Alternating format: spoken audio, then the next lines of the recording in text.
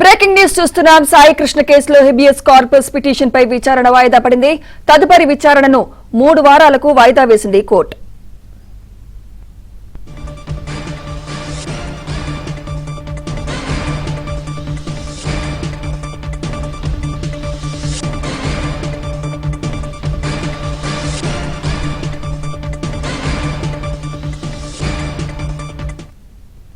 Breaking news చూస్తున్నాం. సాయి కృష్ణ కేసులో habeas corpus petition పై విచారణ వాయిదా పడింది.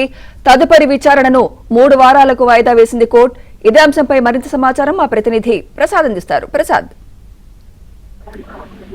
సాయి కృష్ణ కేసుకు సంబంధించి ఈ రోజు విజయవాడ హైకోర్టులో విచారణ జరిగింది. ముఖ్యంగా హెబియస్ కార్పస్ పిటిషన్ పై గతంలో ఒకసారి విచారణ జరిగి అప్పట్లో సాయి కృష్ణ దృశ్యమాయడం వరకు అందరికీ తేలుతా ఉంది.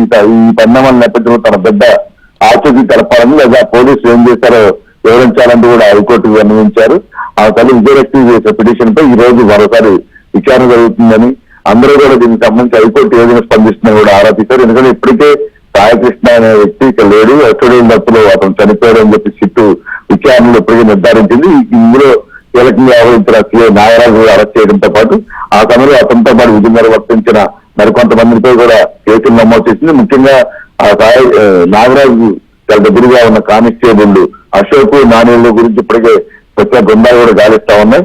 నాగరాజు అరెస్ట్ దగ్గర నుంచి కూడా అజ్ఞాతంలో జరిగిన పరిస్థితి.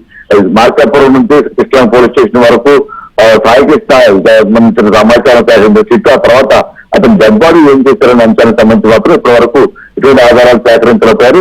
అంతగా కృష్ణా పోలీస్ స్టేషన్ లో ఉండాల్సిన సీసీటీవీకి మన చుట్టూ కూడా మాయమైన పరిస్థితి. అదేవిధంగా సర్దుపూర్లో కాబట్టి బస్ స్టాండ్ లో కూడా దీనికి సంబంధించి విచారణ చేసినప్పుడు కూడా సాక్ష్యాలు మాత్రం సేకరించలేకపోయారు. ఈ పరిణామాల నేపథ్యంలో ఇప్పుడు అశోక్ నాని జరిగితే మాత్రం వారిని కీలక సమాచారం రాబట్టవచ్చని భావిస్తున్నారు. మరోవైపు నాగరాజుకి అత్యంత సన్నిహితంగా ప్రైవేట్ వ్యక్తిగా భావిస్తున్న సురేష్ ని కూడా విచారించారు. ఇక ఈ రోజు కానిస్టేబుల్ బాబురాలు కూడా విచారించడంతో కూడా అరెస్ట్ చేసినట్టు కూడా చెప్తా ఉన్నారు. ఈ పరిణామాల నేపథ్యంలో ఈరోజు హైకోర్టులో విచారణ జరుగుతుంది. దానికి సంబంధించి పోలీసులు తెలిపే ఆగ్రహం వ్యక్తం చేస్తారని కూడా హైకోర్టు నుంచి ఇబ్బందులు ఉంటారు కూడా అందరూ భావించారు. అయితే ఈ విచారణకు సంబంధించి మన 3 వారాల పాటు విచారణ వాయిదా వేస్తూ హైకోర్టు కేసు విచారణను వాయిదా వేసింది.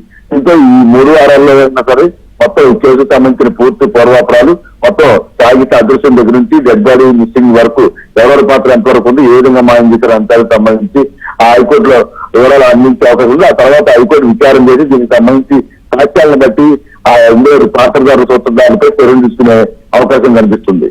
Right, thank you Prasad.